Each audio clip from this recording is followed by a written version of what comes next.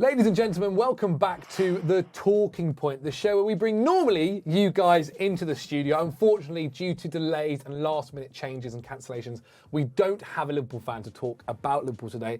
But I do have two very, very esteemed guests who can talk all about Liverpool anyway and give a good view. Henry Hill, how are you doing? Yeah, good, actually. I did used to support Liverpool when I was growing up. For Fulham? Michael Owen was my hero. Oh my first ever shirt is the small Michael Owen shirt, which I still have to this day. So, amazing. yeah, well, you can represent the fan base. To every Fulham fan out there, I'm sorry, that's the truth. But yes. Yeah. And Dougie Henry, how are you doing, buddy? I'm very good, very good. Excited to talk about this topic because it was a surprising breakout news yesterday. Indeed. We are going to be talking about Liverpool being put up for sale, which is crazy news. And before that, I wanted to talk a little bit about FSG before we look at the potential future. Because when you actually look at what FSG have done after they came in and bought the club for £300 million, they may be now about to sell them for over £3 billion. It's not too bad, Dougie, is it? No, absolutely not. I think you can kind of split FSG into success on the pitch and some issues off the pitch, which shouldn't be ignored. I think Project Big Picture was a complete farce, trying to get the club into the Super League along with the other top 6 members. Complete oversight on what fans wanted and desired from their football in this country, and it was very embarrassing. But having said that, on the pitch, I think the success of this 10, 12-year stint, I think they took over in October 2010, is absolutely remarkable, especially given the budget and the expenditure. I think in terms of their net expenditure, in terms of that period, I think it's around £630 million. Man United's and Man City's is over double that. Chelsea's is much higher as well. Arsenal's is higher. The only one that they top is actually Spurs in that period. So to get into 3 Champions League finals, win one of them, to win a Premier League title, to win FA Cups, to win an EFL Cup as well. To challenge Man City. To challenge Man City considerably, etc. I think they deserve enormous amounts of credit. But there have been some issues in recent years with spending as well. Yeah, 100%. I also think it's worth as well mentioning that they've improved Anfield, they've improved the training ground, they're self-sufficient as well. So credit where credit's due. And then actually when you look back into what they've done as well, by bringing in Jurgen Klopp, I think when they took over it was Roy Hodgson and that kind of era. And so, yeah, and it's also worth mentioning too, they've never taken money out of the club for their own things, where you can't say the same about maybe other American owners of Premier League teams. But I'm going to read the statement that they put out and kind of we'll go from there, because FFG have said before that under the right terms and conditions, they would consider new shareholders if it was in the best interest of Liverpool as a club. Now, they've admitted for quite a long time that there have been other opportunities when people have come forward, but not to buy the club in a whole. People have asked about maybe having a share or two every now and again. However, now they are more than willing to talk about selling the club. Now, if you were a Liverpool fan, Henry, which we found out you were as a kid, think back to the young Henners growing up in London, or actually Dorking, I should say. What would you make of this news? Are you excited? Are you worried? A bit of both. I would be a little bit worried because I do think that stability is the big word when you think about Liverpool over the last 7 years. They obviously had Michael Edwards for a long time as sporting director, and then Jurgen Klopp.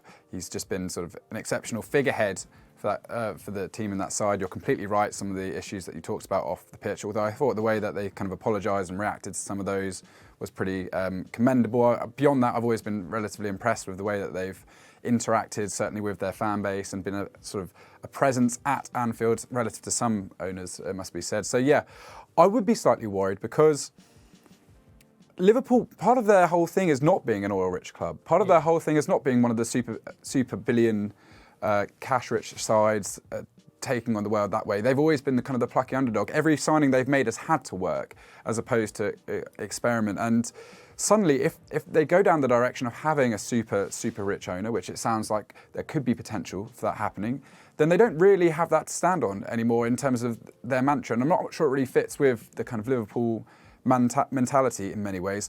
The alternative is, we're looking at how well Newcastle have done this year. We're looking at how consistently well Manchester City are doing. Liverpool may be looking at that thinking, there are big holes they need to fill in that side to get back to a certain level. Is this actually the only way that the route that they're going to have to take in order to get there? I mean, I think those fans would appreciate that the lows are as good as the highs sometimes in terms of being a fan. Like, you've got to go through those journeys. But if Liverpool want to stay competitive the entire time, and they've often bemoaned their inability to invest in certain ways, then maybe they do need a new owner. In that regard, it is very exciting because Liverpool, they're not too far away from getting back to where I think they were a few years ago and sort of competing at the top level consistently once more. I still think they're a great side. Let's have it right, despite the sort of results recently. So yeah, I would say maybe if they're sort of desperate to stay at the top, it could be the necessary step to take. But I would be cautious considering all they've achieved and how consistent they've been in the last sort of 7 years under the ownership. Well, there's that saying, be careful what you wish for, right? And one of the growing frustration, I think, of FSG in recent years is when they bought the club, they expected that financial fair play and the governing bodies would actually have action. And I think it's maybe fair enough to say that hasn't quite happened to the degree they would have thought so. Dougie, do you think a lot of fans are interested in who buys the club exactly, or do they kind of just want this to be a smooth thing that happens quite quickly? Obviously, we saw the Chelsea one happened quite quickly, being only 3 months. It would be quite a surprise if that was to happen here, essentially because it was forced to. There's already, I think in Chelsea's case, there were African gold miners, English property developers, Korean corporate traders, Saudi media funds, Turkish entrepreneurs, a lot of different people coming from different backgrounds. But then in the end, the final 4 were all American. Yeah. Do you think that's going to maybe be a similar case here? Obviously, FSG bought it from American owners. Maybe they'll probably sell it to the next ones who will also be American. Yeah, I mean, they haven't actually come clean whether it's just part investment or a full sale yet. But I think for the first time, as we've already touched on, they are willing to sell the entire club. So it could just be a little bit of investment. But it feels like this is maybe the beginning at the end for FSG. This is the first step to saying, we might not be here in 2-3 years' time, which is going to be massive change for the club. As you guys have already touched upon, Jurgen Klopp's contract's up in 2024 as well. But to go back to your point about whether Liverpool fans care, I think they care enormously about who runs their club. They are, as Henry sort of touched on, a sort of community-led club. They're very proud of their sort of history. And Klopp has made numerous comments about the state-owned nature of Newcastle and Man City, and has made quite barbed comments about the fact that Liverpool can't really sustain this for 10, 15 years without getting every signing right. And it looks like in the last couple of years, they've let that squad age out, probably at the wrong possible time as well, because Man City's money isn't going anywhere and Pep has just extended as well.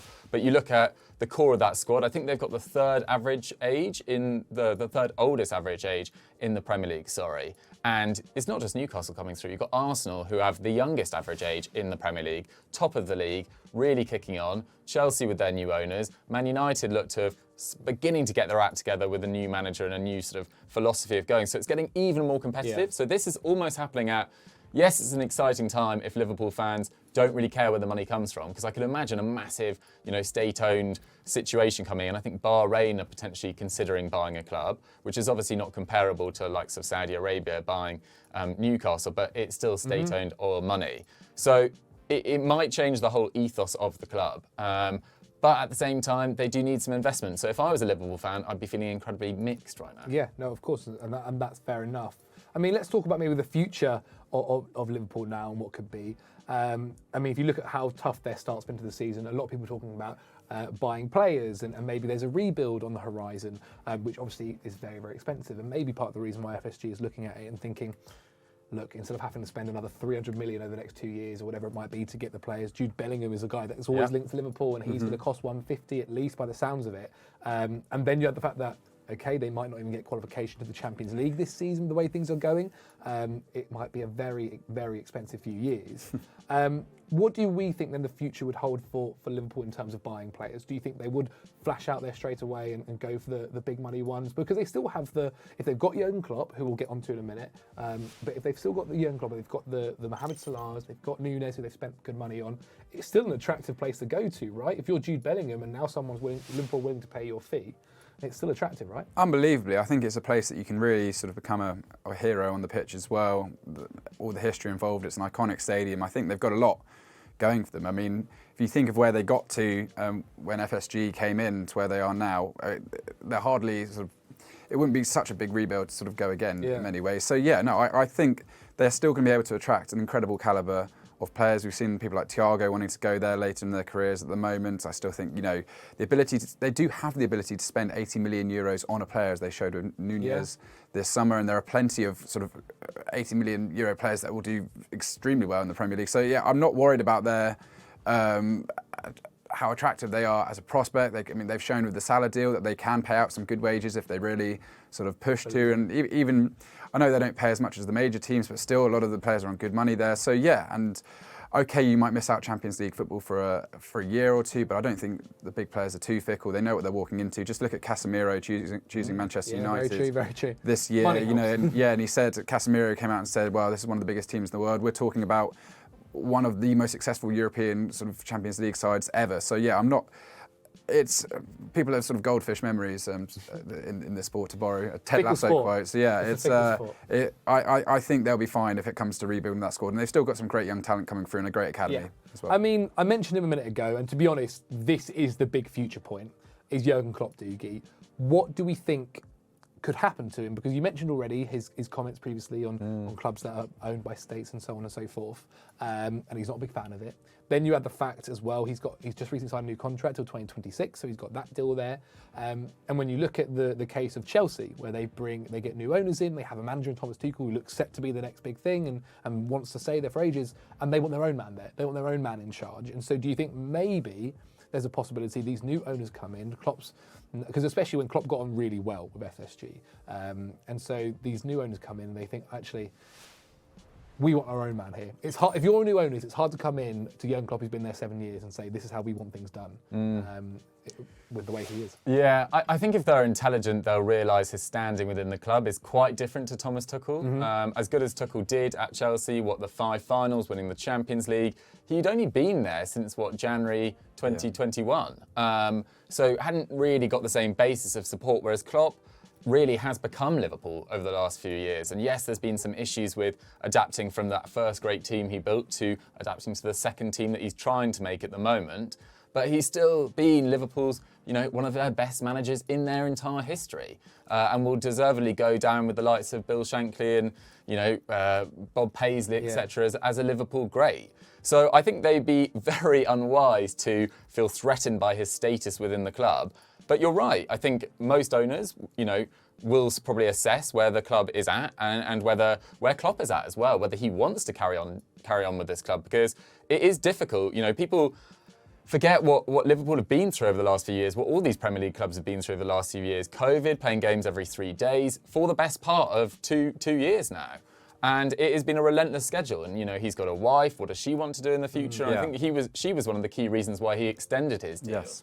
So that will be a factor again. But if I was their new owners, whoever they are, or part investors, I would not be making any rash decisions about Klopp's future. He's got the status within the club where it should really be his call when he leaves. For sure. All right, quickly, Henry, to end it, do you think Klopp will want to stay? I think a lot of it depends on maybe what the Germany job situation at some point. I think even the England job, there's England would snap him up with open arms at one point. And maybe he's tempted by the route into Spain to go there and really take on a big side out there, because he's done it all in Germany. So there are going to be sort of temptations out there. And if I think it feels like the Liverpool that he's kind of embedded into just got the freedom of the city, if it feels like the club that he's sort of fallen in love with goes in a completely new direction under new ownership, I wouldn't be shocked if he decided, maybe it is time for a new challenge, because there are, as I've kind of just said, there are loads of clubs, loads of mega clubs that would take him in a heartbeat. Indeed, indeed. Well, guys, that is the talking point. All about Liverpool and what the future could be. Please get in the comments below and let us know what you guys think of the possible sale of Liverpool Football Club. If you guys want to be involved in future talking points, I know we didn't have a fan today. I do apologise. We'll make sure we will in the next couple of episodes. Then get over to our Discord, get over to our social medias, and drop us a follow so you never miss any of the tweets that go out looking for you guys to come in onto the show. If you haven't already, subscribe to Football Daily, like the video, and we'll see you very soon.